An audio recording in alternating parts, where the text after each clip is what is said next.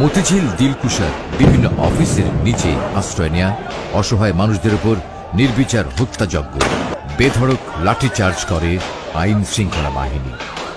তাদের নৃশংস তাণ্ডব থেকে জীবন বাঁচাতে ফুটপাত, অলিগলি, ছোট ছোট ভবন ছাড় কোথাও আশ্রয় নিয়ে টিকতে পারল না দেশের প্রত্যন্ত গ্রাম থেকে আসা ইসলাম প্রিয় সব মানুষ।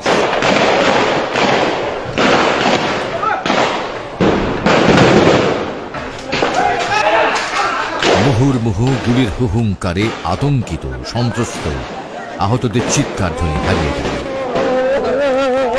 সরকারের কূটকৌশলে রাতের মতিঝিল পরিণত হয় এক ভয়াবহ রক্তাক্ত মৃত্যুপুরীতে।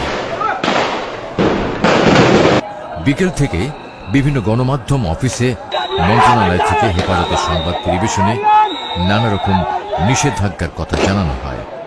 পুলিশের নির্দেশ উপেক্ষা করে যে ২-৪ জন সংবাদকর্মী সেখানে উপস্থিত ছিলেন তারা হামলার শিকার হন। মতিঝিলে যৌথ বাহিনীর অপারেশন চলাকালে সরকার বিরোধী মনোভাবাপন্ন দিগন্ত টেলিভিশন ও ইসলামিক টেলিভিশনের সম্প্রচার বন্ধ করে দেয়া হয়, জব্দ করা হয় গুরুত্বপূর্ণ যন্ত্রপাতি। ভোর রাতের দিকে অপারেশনের সমাপ্তি ঘটে। আমাদের আহত করা হচ্ছে, আমাদের শরীর গুলি করে আমাদের আহত করা হচ্ছে, পুলিশ না আত্মসমর্পণ করেনি।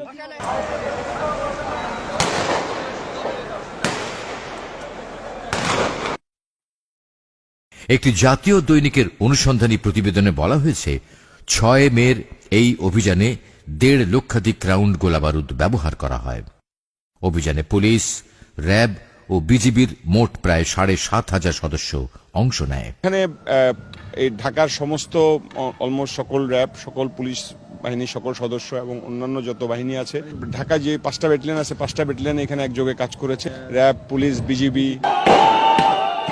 অভিযানে কতজন নিহত হয়েছে তা নির্ণয় করা যায়নি। সরকারি প্রেস নোটে ১১ জনের কথা বলা হলেও সাধারণ মানুষের ধারণা মৃত্যুর সংখ্যা ১,০০০-এরও উপরে।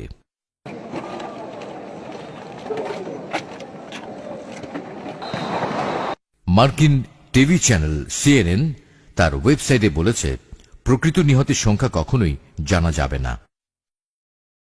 প্রভাবশালী ব্রিটিশ সাময়িক দ্য ইকোনমিস্ট বলেছে অন্তত ৫০ জন নিহত হয়েছে। এই ঘটনাকে গণহত্যা বলেই মনে হচ্ছে বলে মন্তব্য করেছে economist. Al Jazeera pictures that suggest the Bangladeshi government could be covering up the number of deaths from fighting between police and protesters. Al Jazeera television এক প্রতিবেদনে বলেছে প্রকৃত নিহতের সংখ্যা সরকার গোপন করছে। When it was over, police said they'd recovered 11 bodies. The first protests erupted in February of 2013 after a verdict by the War Crimes Tribunal which found যুক্তরাষ্ট্রভিত্তিক মানবাধিকার সংগঠন হিউম্যান রাইট ওয়াচ বলেছে ২০১৩ সালের ফেব্রুয়ারি থেকে আইন শৃঙ্খলা বাহিনীর মাত্রাতিরিক্ত শক্তি প্রয়োগে অন্তত ১৫০ মানুষ নিহত হয়েছে। And if the police continue to adopt these tactics, we're going to see large-scale loss of life, large numbers of injuries, and a society that's even more and more polarized. গণমাধ্যমের তথ্য মতে এই অপারেশনে অন্তত ১০,০০০ লোক আহত হয় এবং বহু লোক এখনো নিখোঁজ রয়েছে।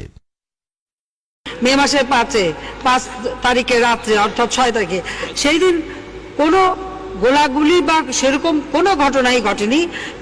আপনি দেখেছেন যে গায়ে লাল রং লাগিয়ে পড়ে আছে, যখন পুলিশ যে ডাক দিচ্ছে উঠে দৌড় মারছে, দেখা গেল লাশ দৌড় মারলো।